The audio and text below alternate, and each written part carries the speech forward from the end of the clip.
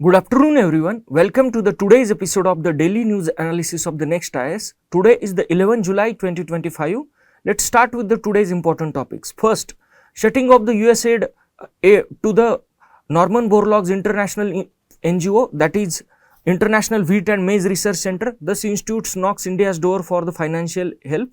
Second, Zonal Council Meeting of Eastern Zonal Council. Third is with respect to the redrawing of the critical tiger habitat of the Sariska Tiger Reserve. Fourth is with respect to the quadrilateral security dialogue and its possible increase in the membership. Fifth is with respect to the World Population Day. So let's start with the today's topic.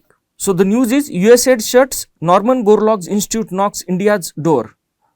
Backdrop is funding crisis being faced by the International Maize and Wheat Improvement Center, relevance from the GS2 international institutions as well as the NGO's perspective. So what is the news?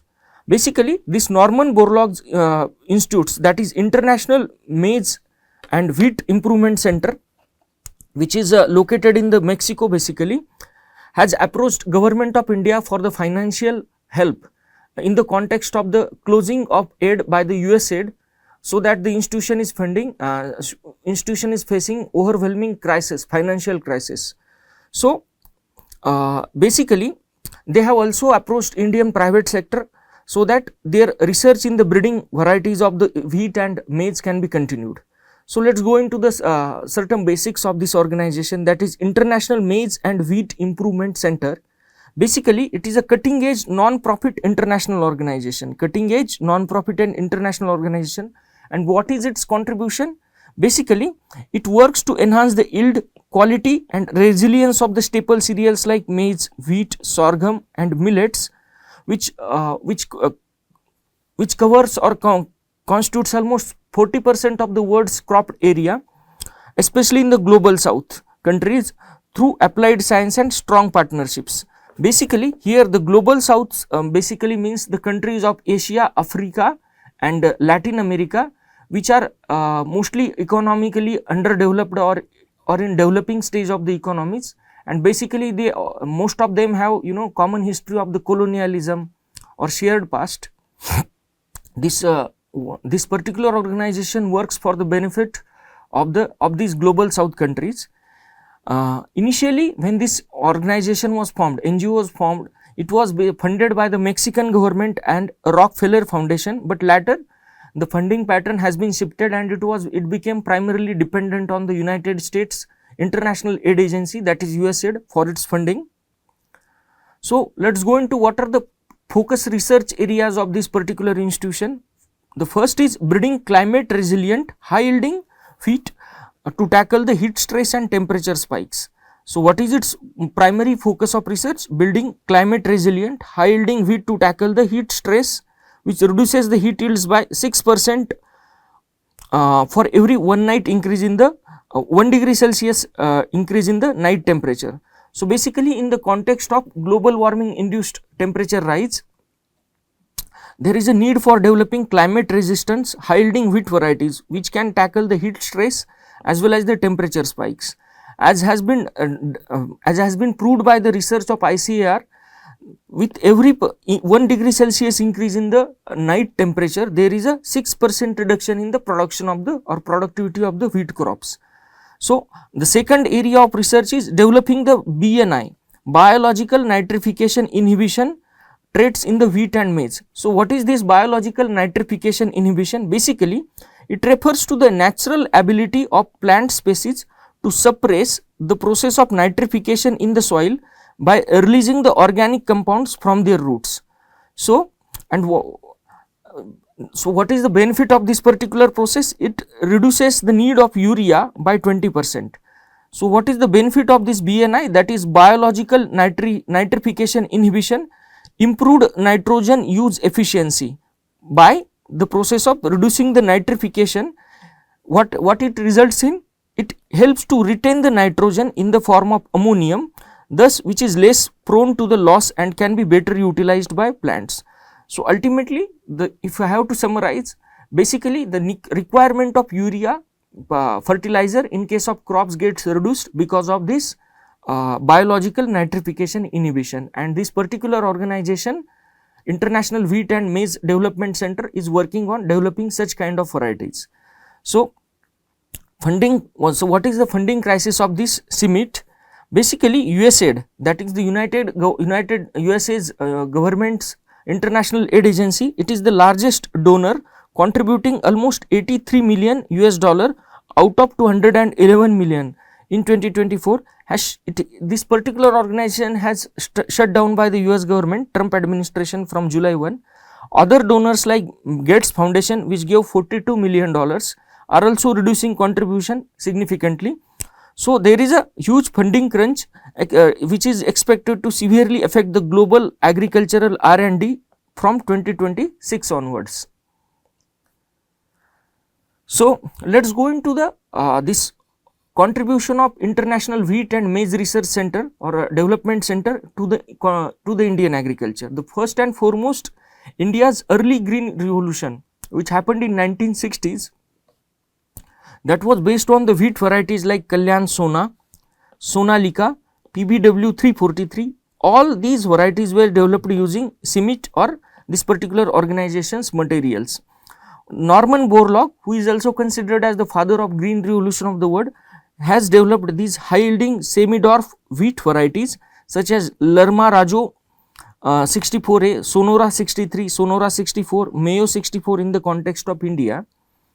So as of now in India there is a 32 million hectares of the wheat area, out of which, and in this 32 million hectare area, 6 out of the 10 top wheat varieties that are being cultivated by the farmers, which cover almost 15 million hectares of area in India, they are from CIMMYT derived germplasm. That is, that germplasm is derived by the varieties that are being developed by the International Wheat and Maize Development Center.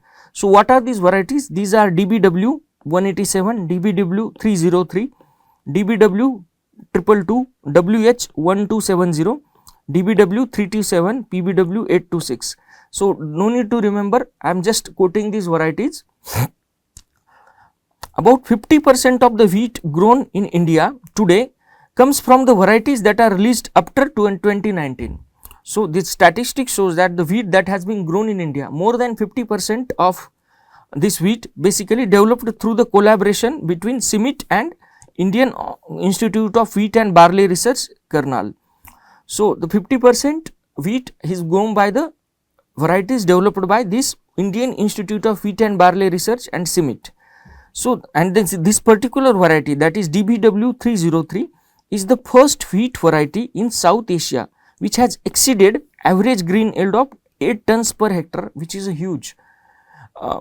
Also, as per this particular CIMMYT Institute, some varieties yet to be released for the commercial planting have even achieved 10 ton yields of CIMMYT in field trials. So considering the food security perspective, this is very important contribution in case of India. Also, this particular CIMMYT has established Borlaug Institute for South Asia, that is BISA, in collaboration with ICAR, that is Indian Council of Agriculture Research, and this particular BISA has 3 research stations all over India. First is in Ludhiana, Punjab, second is in Jabalpur, Madhya Pradesh, third is in Samastipur, Bihar. So in case of this was about their contribution in case of wheat. Now let us go into their contribution in case of maize in India. So basically this particular CIMMYT has established a double haploid facility for maize at Kunigal, Karnataka, jointly with the University of Agricultural Sciences, Bangalore. So in collaboration with this particular Bangalore Agriculture University, they have developed one specific variety, that is double haploid facility of maize in Kunigal, Karnataka. So what is the purpose of this particular collaboration? To produce the genetically pure inbred lines of maize that can be used as a parents for further crossing and breeding of hybrids. So this particular collaboration is developing genetically pure inbred lines of maize, so that will act as parents for further crossing and breeding of hybrids.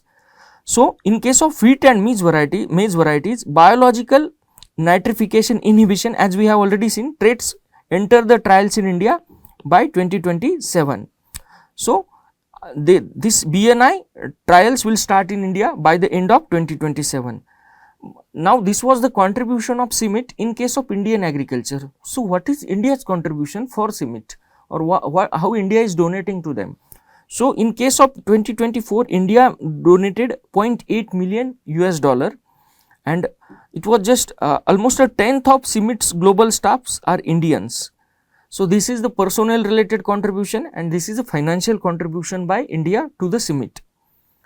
What is the significance of new varieties of the wheat? Basically, as per this article, wheat is increasingly prone to the yield losses from the mercury spikes in March as the crop's final grain formation and filling stage get disturbed. Basically, the point here is because of the increasing temperature over the time, there has the last stage of the wheat grain formation as well as filling stage is getting severely disturbed, and every 1 degree Celsius rise in night temperature lowers the yield by 6%. So, developing such new varieties which are heat resistant is important for maintaining the continuity of the production of the wheat as well as increasing it over the period of time. By identifying the traits in wheat plant that promote the heat tolerance, scientists are able to develop varieties better adapted to the hotter days.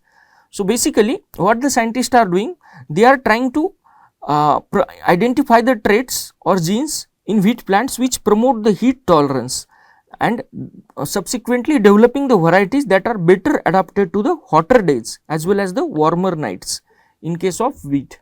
So, this is extremely important from the food security of India perspective, considering wheat as well as the rice constitute the main food grains of Indian population. So, let us go into certain basics. What is the United States Agency for International Development, that is USAID? Basically, it is America's primary agency for global development and humanitarian aid. It funds the critical sectors like healthcare, food assistance, disaster relief and policy advocacy.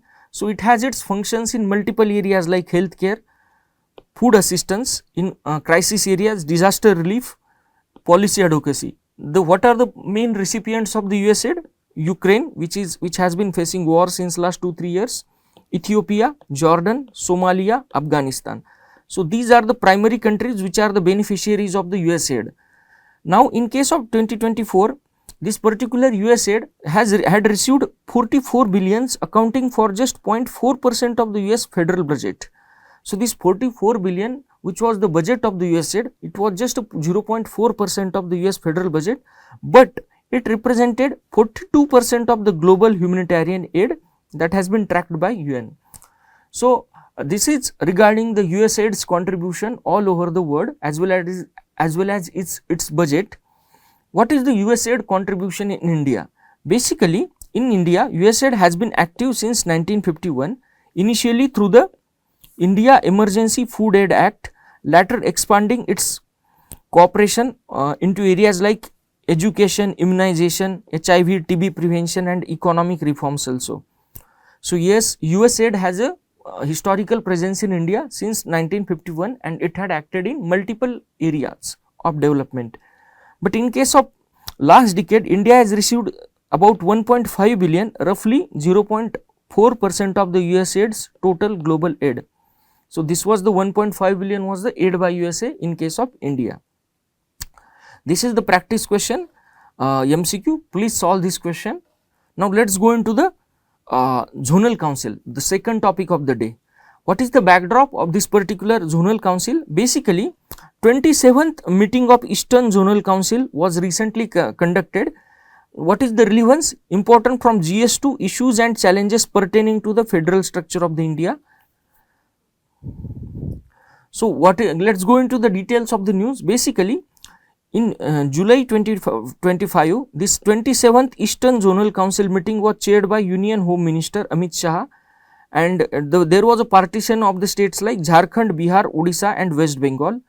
So, on the occasion of this particular Zonal Council meeting, what Union Minister has said, he stated that Zonal Council have evolved from just discussion forums in the past to the engines of cooperation between the states, and also one more important point, it has been able to resolve the 83% of issues that has been discussed on the occasion of such meetings.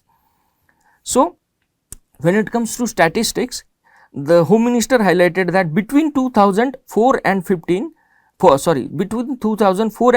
there were merely 25 meetings in case of zonal council, but in case of 2014 and 25, in those last 10 years there has been 63 meetings. So, it increases significant rise in the meetings between the in case of zonal councils. So, let us go into the major issues that were discussed on the occasion of this Eastern Zonal Council meeting. The first and foremost was regarding the interstate water dispute, that is issues with respect to Masanjore Dam, Tayyapur Barrage, Indrapuri Reservoir. Next was with respect to the division of assets and liabilities of PSUs between Bihar and Jharkhand post bifurcation. Bifurcation happened in 2002 and the issues are still going on. Then third was with respect to the Jharkhand state specific demand. Jharkhand has demanded payment of 1.4 lakh crore pending dues from the centre, including 1 lakh crore for the land compensation that was being given to the Coal India subsidiaries like CCL, BCCL, ECL. Then 34,000 crore under the common cause fund and 6,000 crore in case of washed core royalties. So, also on the occasion of this meeting, Jharkhand has expressed its opposition to the Coal Bearing Areas Act amendment, proposed act amendment, citing the fact that land is a state subject and it should revert to the state post mining. So, this was the Jharkhand's demand. So, let us go into the what is common cause fund. Basically, this common cause fund is established on the directives of Honorable Supreme Court. It collects the financial penalties from the companies that are involved in the illegal and unauthorized coal mining. This common cause fund, the money collected under this common cause fund is utilized for environmental restoration, welfare of the affected communities, most probably the tribal communities residing in those areas, and development of the mining affected areas. Its design is on the similar basis of the District Mineral Fund. Then let us go into this Coal Bearing Areas Act 1957. Basically, this act was enacted to facilitate government lands acquisition that contains coal deposits for coal mining and development. So, let us go into certain basics. What are the zonal councils? Basically, this idea of zonal council was mooted by our India's first Prime Minister, that is Jawaharlal Nehru, considering the fact that in early 1950s and 1960s there was a lot of interstate hostilities based on the linguistic crisis or linguistic hostilities between the states, and also to promote the center-state and interstate cooperation in India. Also, this particular zonal council was established on the recommendation of State Reorganization Commission report. So, let us go into basics. Zonal councils are advisory bodies formed to resolve the interstate issues, to promote the balanced regional development, and to build the cooperative federal environment or cooperative federal spirits across the different zones of India. So, what is the statutory basis of this? These are zonal councils. States Reorganization Act 1956. This particular question was asked in Prelims 2013 with respect to zonal councils. They are the statutory and not the constitutional bodies. In India, there are 5 zonal councils formed under the State Reorganization Act 1956, that is Northern, Central, Eastern, Western and Southern. In case of Northeastern states, they are covered under the different acts. Northeastern Councils Act 1972.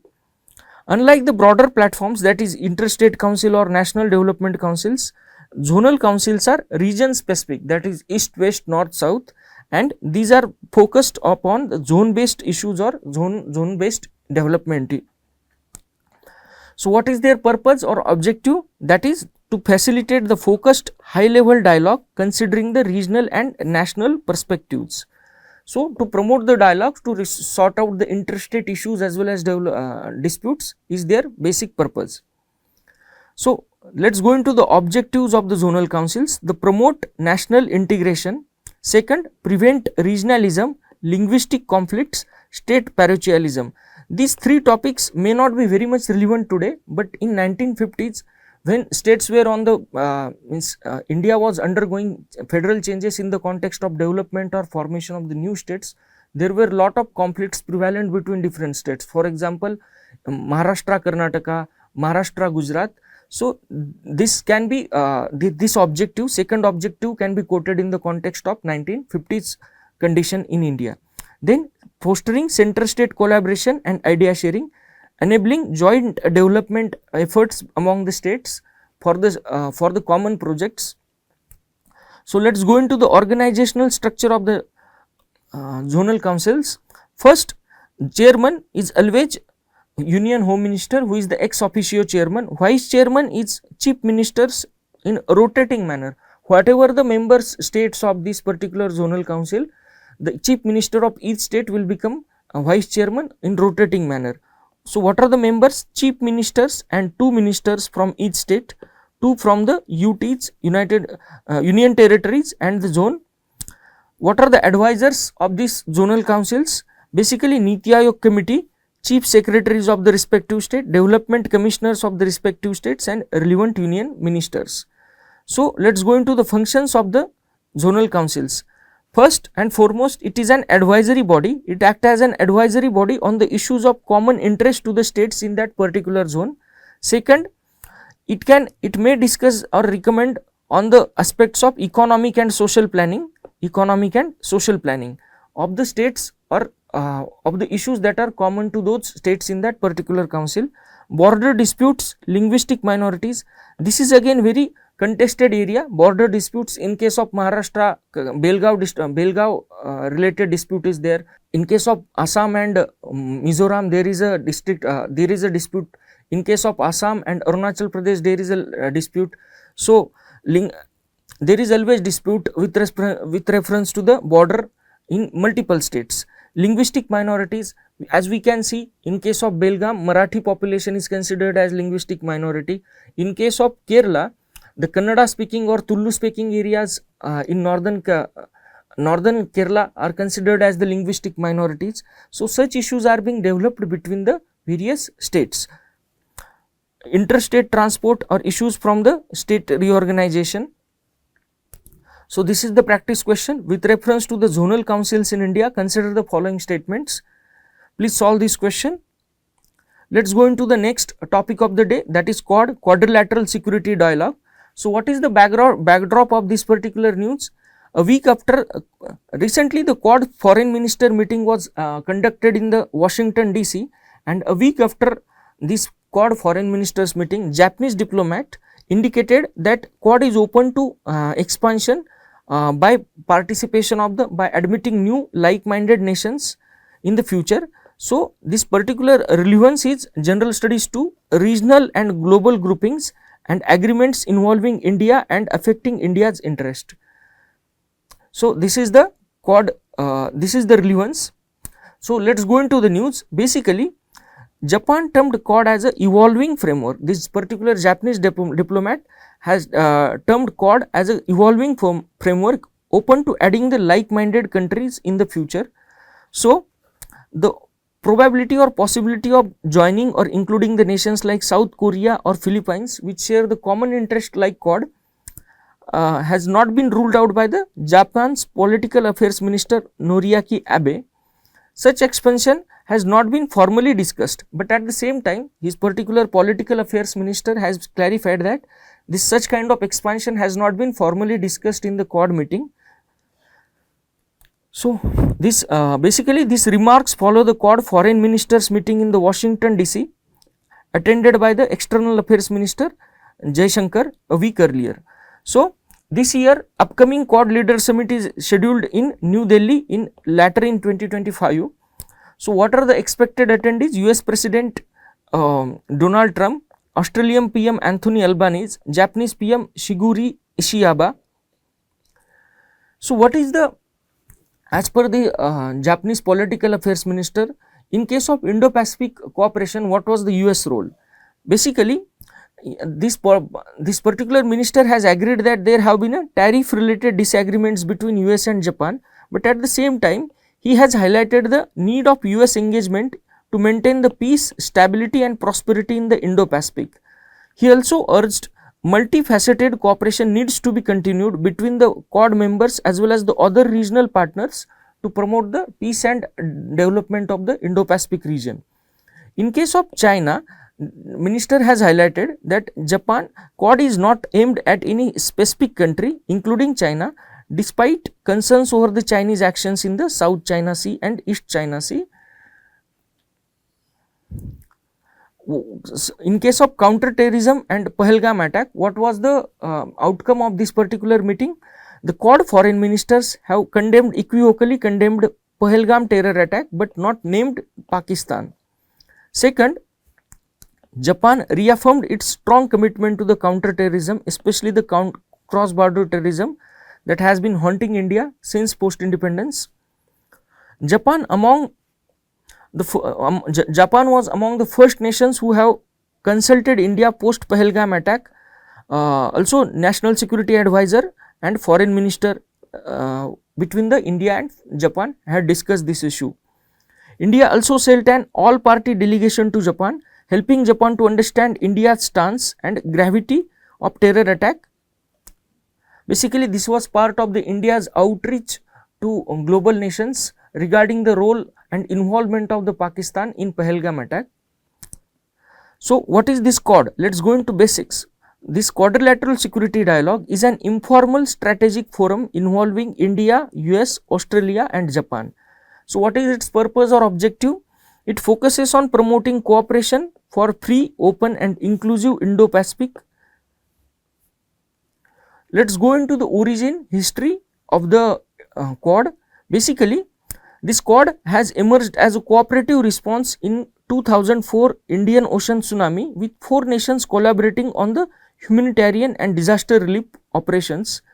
This group was formalized in 2007 by Japanese PM Shinzo Abe, aiming to deepen the strategic collaboration between these 4 giants in Indo-Pacific.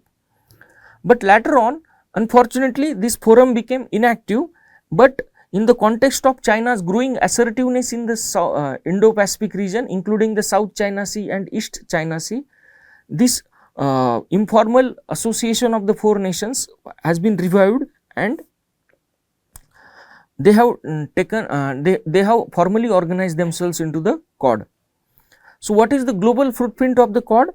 It constitutes 24% of the world's population, 35% of the global GDP and 18% of the global trade. So, this is the cumulative weight of the Quad.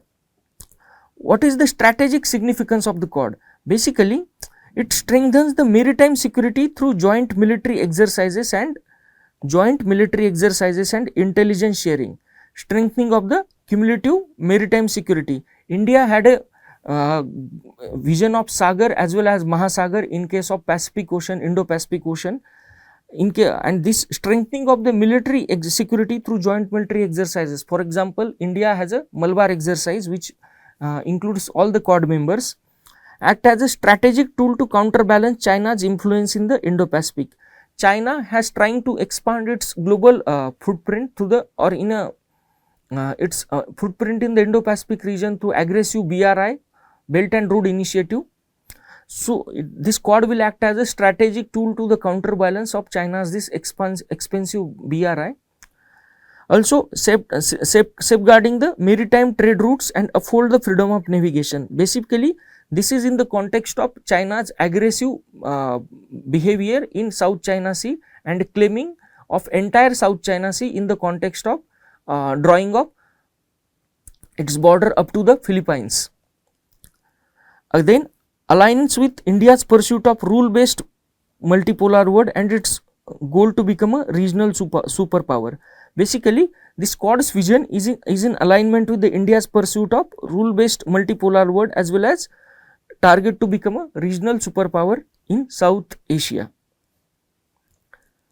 So, what are the various initiatives that have been taken by the Quad till date? The first is with respect to vaccine partnership. In the context of global COVID-19 pandemic and its aftermath, the Quad partners have decided to cooperate in vaccine production and delivery throughout the Indo-Pacific. Then infrastructure coordination. Basically, to counter the China's BRI, Quad has taken initiatives to promote the transparent and high quality infrastructure over the Indo-Pacific. Then climate working group. Basically, all the members of Quad are working together to collaborate on the aspects like clean energy, climate resilience, green technologies. Also, in case of emerging technologies like 5G, artificial intelligence, quantum technology, semiconductors, Quad members are cooperating through working groups. In case of cyber security cooperation, strengthening of the cyber defense, infrastructure protection and resilience are the various areas of the cooperation between the Quad members. Then Malabar exercise, this conducting the joint naval drills to boost the maritime interoperability in the Indo-Pacific region. Space collaboration, again this is one more area of collaboration between the Quad members. We can see that recently NISAR satellite is about to be released, that is NASA ISRO synthetic aperture radar satellite. This is another example of space collaboration between Quad members. So, what are the institutional challenges faced by the Quad? The first is regarding the weak institutional framework. Basically, Quad as of now does not have any formal structure and it is sustained through ad hoc meetings between the leaders, irregular summits that do not have any kind of structured mechanisms or timetable, and very limited level of cooperation between the members. Then Cold War irrigation. Basically, this particular Quad has been viewed by China as an attempt to form the Asian NATO, accusing it of adopting a Cold War style approach to counter China. Also, between the members of Quad, there are very diverging priorities or national priorities that are not conducive for the development of the Quad as a strong institution. For example, in case of India, its focus is on regional security and border concerns with China. Second, in case of US, the primary goal is pursuing its and maintaining its global strategic dominance. In case of Australia, it overwhelmingly depends on China in case of economy because of trade as well as the political funding done by China. And in case of Japan, it has overwhelming dependence on the US for its security. So, these are the kind of divergent interest between the different members of the Quad, which makes very cohesive action between the members difficult. Okay. So, what is the identity crisis? Basically, defining the Quad's distinct role remains difficult amidst the existing platforms like ASEAN or Indian Ocean Rim Association or Pacific Island Forum.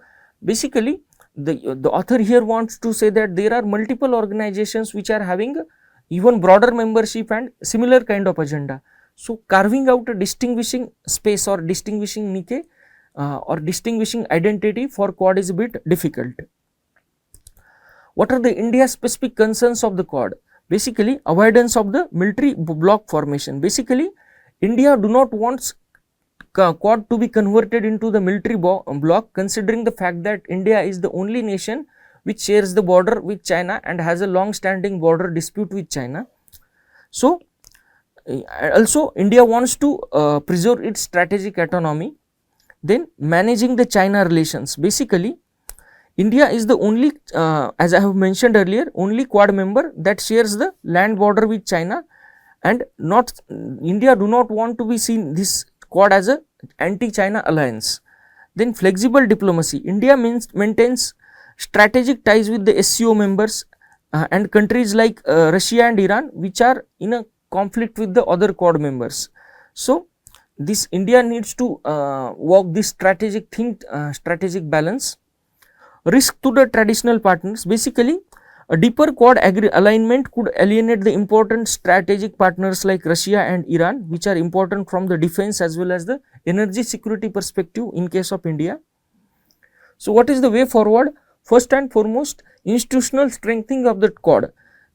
It can be done through establishment of the formal secretariat or adopting the formal framework that will give Quad a structure as well as the continuity.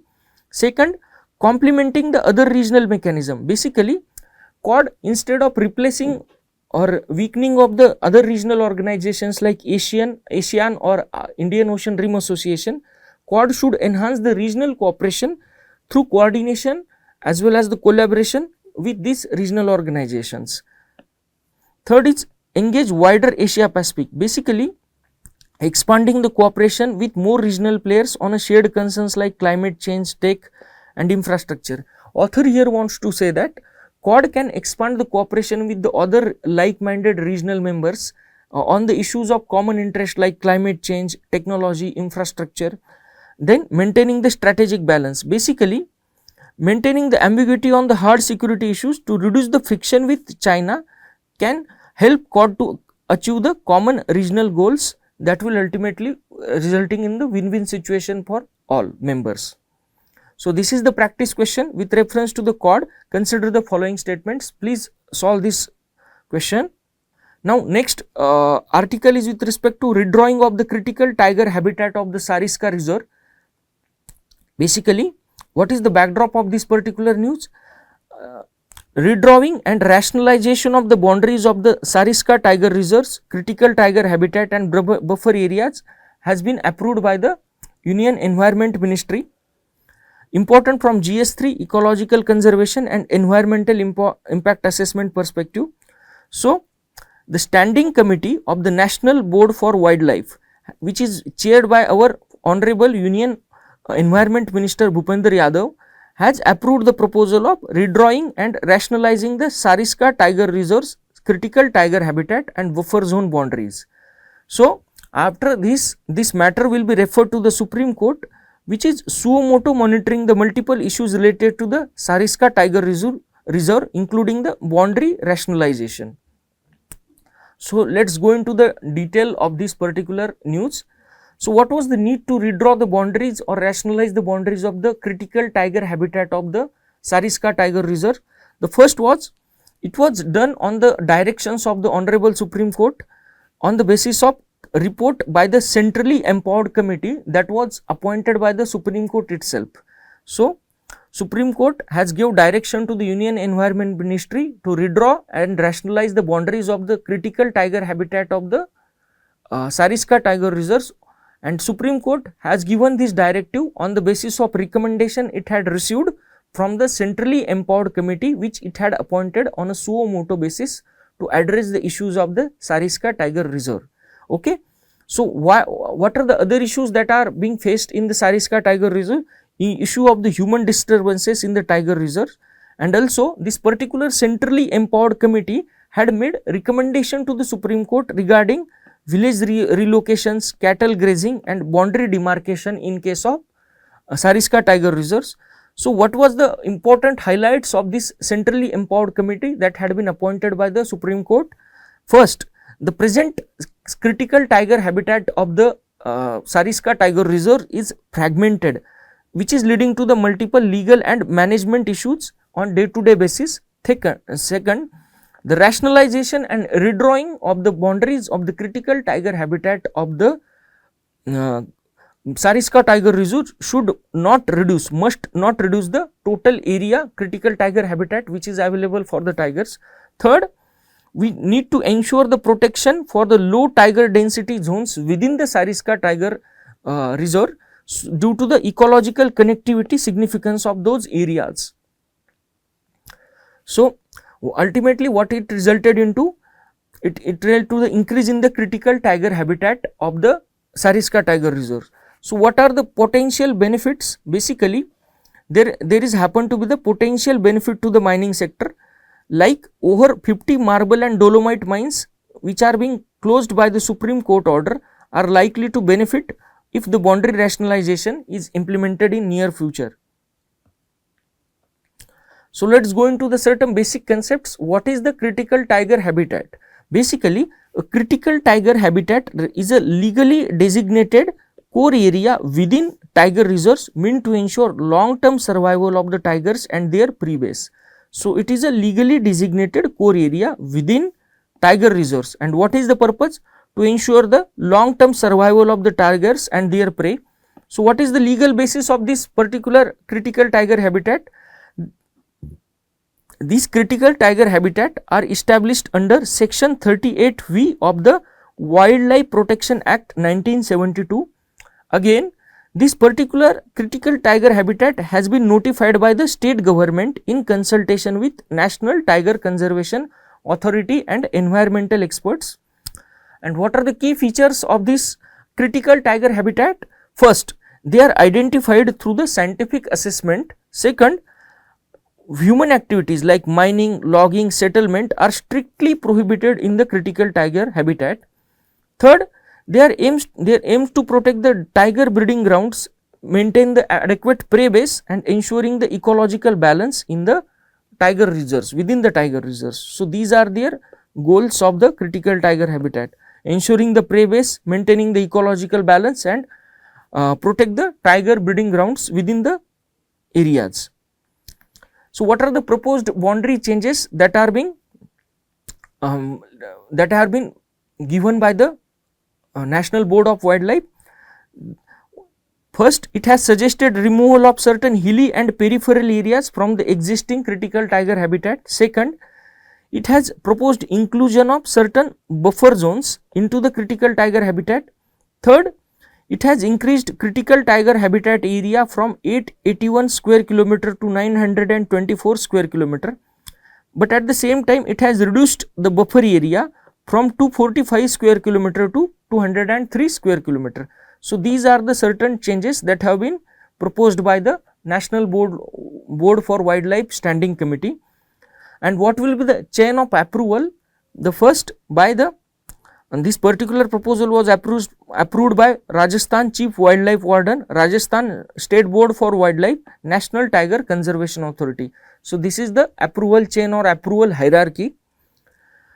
But at the same time, while proposing these changes, National Board for Wildlife has given certain safeguards that are supposed to be followed. The first is development must be avoided in the western sections of with ecological importance in case of critical tiger habitat of the Sariska Tiger Reserve. Second, there must be protection mechanisms in place or they must be further strengthened to enhanced patrolling, community engagement that has been living in the area, buffer areas, and habitat monitoring by the forest department. So, these are the safeguards proposed by the National Board for Wildlife. So, after the redrawing of these areas, what are the likely impact of this particular decision of redrawing and rationalization? Though first is development related restrictions imposed. Basically, this National Board of Wildlife has recommended avoiding developmental activities in sensitive zones to prevent the disruption of the wildlife habitats. What is the likely impact on the mining sector? Basically, over 50 marble and dolomite mines previously closed by the Supreme Court, which are located within 1 kilometer of the old critical tiger habitat, are likely to resume operation if rationalization proceeds. Second, the Tehila range, which is situated in the southern Sariska, it is rich in minerals, is particularly likely to be impacted. Mining is likely to be resumed in that particular area. Then mining and rationalization link. What are the concerns raised? Basically, by environmental activists are fearing that rationalization may indirectly impact by favoring the mining interest in the region. Also, it has been warned that fragmented critical tiger habitat against fragmented critical habitat and advised aligning rationalization with tiger breeding patterns to ensure that no net loss of habitat area. Basically, this particular committee, National Board of Wildlife Committee, has warned against fragmenting of the critical tiger habitat and advised aligning rationalization with tiger breeding patterns and to ensure that there is a no net loss of the habitat area. In case of land and legal issues, basically, this particular National Board of Wildlife has suggested that there had been an inaccurate forest boundaries alignment and inadequate land records leading to the illegal mining leases allotments in the area. These leases were cancelled by the Supreme Court after legal scrutiny. This particular National Board of Wildlife has also highlighted ecological significance of low tiger density zones. Basically, Standing Committee has emphasized that even the areas with low tiger density are ecologically vital due to the confirmed tiger presence as well as maintaining their role in landscape connectivity. So, they are acting as a landscape connectivity areas, although their tiger population or tiger density is low. So, let us go into basics of Sariska Tiger Reserves. The first, this is important from the perspective of prelims. They are located in the state of Rajasthan. This particular reserve located in the Aravalli mountain range, which is considered as one of the oldest residual mountain range of the world. In historical times, it was a hunting ground for Maharaja of Alwar, and it was declared as a natural resource in 1955 and national park in 1979. So, this is the map of the Sariska Tiger Reserve.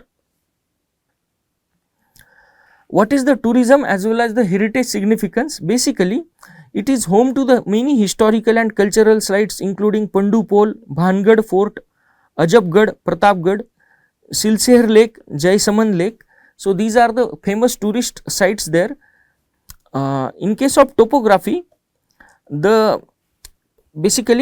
topography, this particular resource features the mix of rocky terrain, scrub, thorn and arid forest, hilly cliffs, grasses, semi-deciduous woodlands. So, these are the different type of the forest or trees that have been found in the Sariska Tiger Reserve. What are the types of vegetation? Basically, northern tropical dry deciduous forest and tropical thorn forest are predominantly found in this particular area. Then this particular Sariska Tiger Reserve is dominated by the dhok trees as well as the other species like salar, kadaya, gol, bear, banyan, gugal, bamboo, kair, adusta. So, these are the species which particularly belong to the tropical thorn forest.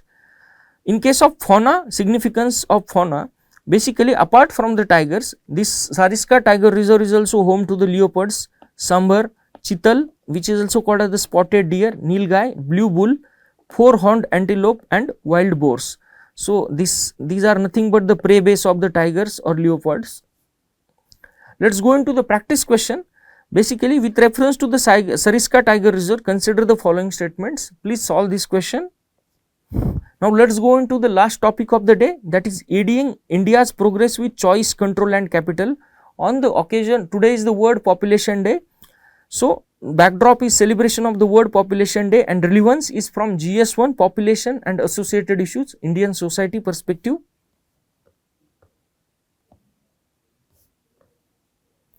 So, let us go into the news basically.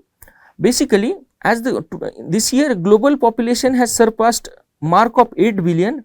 So, attention must not remain focused only upon the large scale trends, but also on the vulnerable and marginalized groups. In 1994, there was a conference, that is International Conference on Population and Development. And what was the outcome of this conference? Ensuring that every individual can make informed autonomous decision about their sexual and reproductive health without facing coercion, discrimination and violence. The 2025 World Population Day theme is empowering the young people to create families they want in a fair and hopeful world. So, this was the theme of the 2025 World Population Day. So, let us go into the demographic profile of India on the occasion of World Population Day. India is home to the, as of now, India is home to the 371 million youth between the 15 to 29 years, and this is largest in the world as per the UNICEF.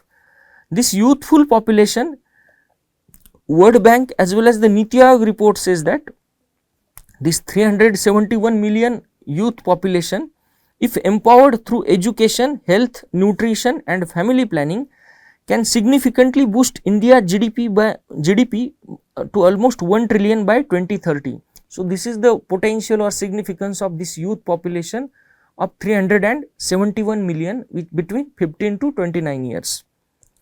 So, what are the challenges with reference to the population issues in India? First, reproductive autonomy and gender inequality. Basically, in case of India, the challenges with respect to population is limited reproductive choice, socio-cultural barriers and gender inequality. So these are three prominent challenges in case of population management. In case of India, it has been repeatedly observed that teenage pregnancy, that is between 15 to 19 years, are almost 7% nationally, which are, and also higher in several states. This is as per the report of National Family Health Survey 5 2019-21. In case of India, 36% of adults face unintended pregnancies, 30% have unmet fertility goals, and 23% have both, as UNFPA report. So 36% of adults face unintended pregnancies which are not been desired in the first place. 30% have unmet fertility needs, means whatever their fertility related goals are there, that have not been met. Okay. Then next problem is with respect to the child marriage. Child marriage, in case of child marriage, this report NFHS 5 says that since 2006, the proportion of child marriage have been reduced by half, but still it is 23.3% as per the NFHS 5. So what are the key government as well as the private sector NGO related interventions in this regard? The first, Beti Bachao Beti Padhao Abhiyan. Basically, what was the objective? It was to improve the child sex ratio, to prevent the gender biased sex selection, and to promote the education of girls. So what is the overall impact of this Beti Bachao Beti Padhao Abhiyan? It led to the decline in the child marriages and adolescent fertility rates. It strengthened the awareness about the girls' right and education. National Adolescent Health Program, basically Rashtriya Kishore Swasthya Karyakram. So what is the objective of this particular program? To improve the reproductive and sexual health of the adolescents and address the mental health, nutrition and substance abuse. The first is to improve the reproductive and sexual health of the adolescent, and second, to address the mental health, nutrition and substance abuse. These three important points need to be noticed. First is with respect to mental health. As per the NIMHANS report, that is National Institute for Mental Health, Bangalore, more than 25 crore population of India is facing some or kind of mental health issues. Second, with respect to nutrition, we have also seen that in case of hunger index, India's rank is below 100, which is not very good thing. And in case of substance abuse, we have been witnessing that there have been a lot of increase in the drug abuse, that is substance abuse by the youth or adolescent, especially in the states like Punjab or Kerala. So what was the impact of this National Adolescent Health Program? First, enhanced adolescent friendly health services at government as well as the private level, and created awareness on the key health issues. Second, helped to reduce the adolescent pregnancy through preventive as well as the counseling services. Now let us go into certain state specific initiatives. These two initiatives are by the government of India. Now let us go into the state specific initiatives, that is the project Udan by the Rajasthan government, that was conducted between 2017 to 2022. So what was the objective of this project Udan? To prevent the child marriage and teenage pregnancy by keeping the girls in school and increasing the access to the reproductive health services. So what were the strategies adopted under this particular project Udan to achieve its objective? Government have given a lot of government scholarship schemes to retain the girl childs or adolescent in the school, then improving the awareness of sexual and reproductive health among the adolescent, improving the access to the modern contraceptives for the young woman. So what was the impact of this project Udan? It prevented more than 30,000 child marriages in Rajasthan. It averted more than 15,000 teenage pregnancies. It improved the school retention, contraceptive access and girls reproductive agency in case of state of Rajasthan. So this was a success or impact of the project Udan of Rajasthan state government. Now let us go into the Advika program of Odisha state government, that was conducted between 2019 and 20. So what was the basic objective? Prevention of the child marriages. What were the strategies adopted? Strengthening of the state system or state presence in remote areas, fostering awareness about the child protection issues among the parents or different population groups, empowering the adolescents through education.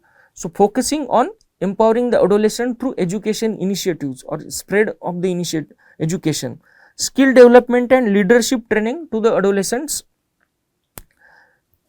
So, what was the impact? As per the Odisha government data, it declared that 11,000 villages in Odisha were declared child marriage free. It stopped 950 child marriages in 2022 alone, and it promoted education, leadership qualities and protection rights for the adolescents in the state of Odisha. Now, let us go into the project Manzil of Rajasthan.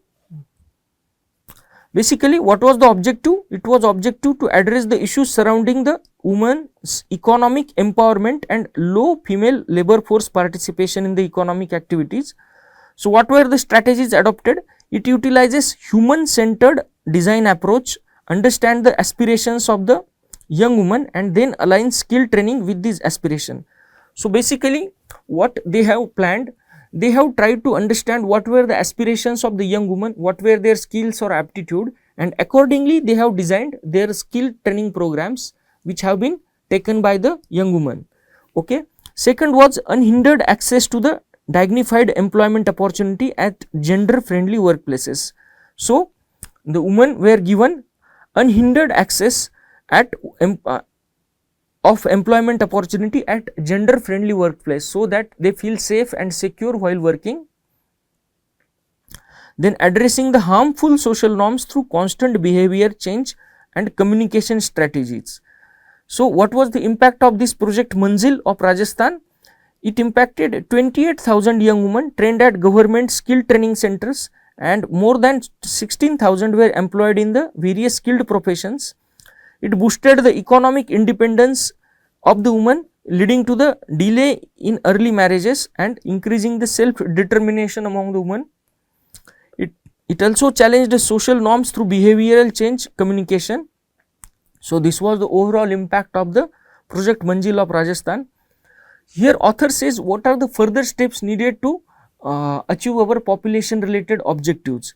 So, the first is strengthening the access to education. Basically, author bats for the ensuring the universalization of the secondary education for the girls. So, what was the rationale behind this? Each additional year in the secondary education reduces the probability or likelihood of the child marriage by 6%. This is by the UNICEF research. Second, it helps to provide free, quality and safe schooling in rural and marginalized areas. So, this will delay the early marriages or child marriages. Second, expand access to the reproductive health services.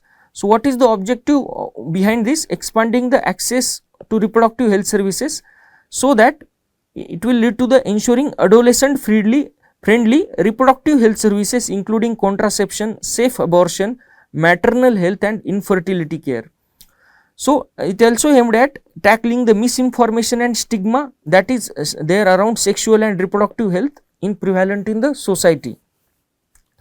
Third is with respect to promoting economic empowerment of girls and young women. Basically, here author bats for offering vocational training and skill development linked to the real job opportunities to the women and girls. Also, ensuring access to the dignified and gender inclusive workspaces, safe workplaces as done in project Manzil, so that women feel encouraged, safe, secure at their workplaces.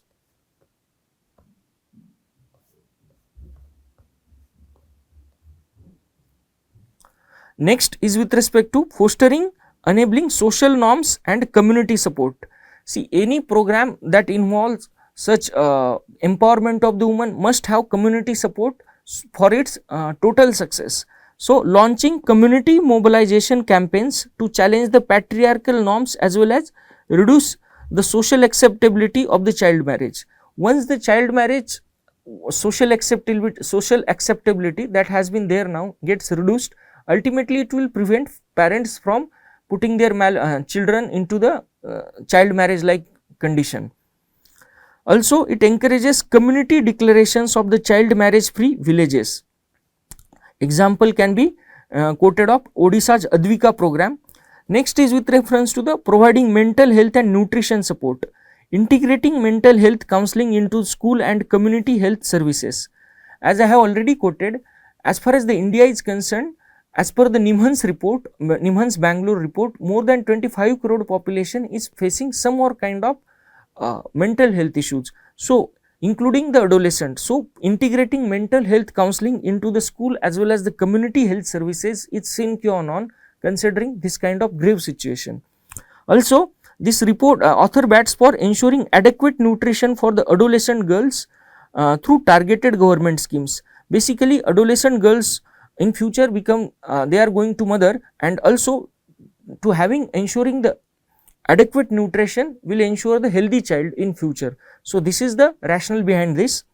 Use of conditional cash transfers, linking cash incentives and subsidies to milestones such as completion of the secondary education and skill training. These kind of schemes have been introduced by the Maharashtra state government, Bihar state government, that are already in place. Second, protect against the early marriage pressure through financial support mechanism. So, this can be done through the completion of the secondary or higher secondary school education, ensuring the youth participation and voice. Basically, this author bats for creation of platforms where adolescent can participate in the policy dialogue and express their needs and opinion about what kind of expectation they have from the government regarding the designing of programs that are there for their development and progress. Also, taking support from the youth led organizations or peer education models for awareness and advocacy. So, various NGOs or youth led organization can be roped in to understand the needs of the adolescent or youth, and that can be integrated into the policy designing. So, when it comes to conclusion, basically the youths of India are entitled to shape their futures by making informed choices about their health, families, careers and lives. India stands at defining moment on its development journey, and its success will depend on how well it can understand the aspirations of its youth, amplify the voices of young women and help to unlock the opportunities for them, so that India can achieve its true potential and to realize its dream of Vikasit Bharat by 2047. So, this is the practice question. Today, India stands at a demographic crossroads. In light of this, critically examine how reproductive autonomy, education and economic empowerment can aid India's progress. Please write the answer of this question. This is all for today. Thank you.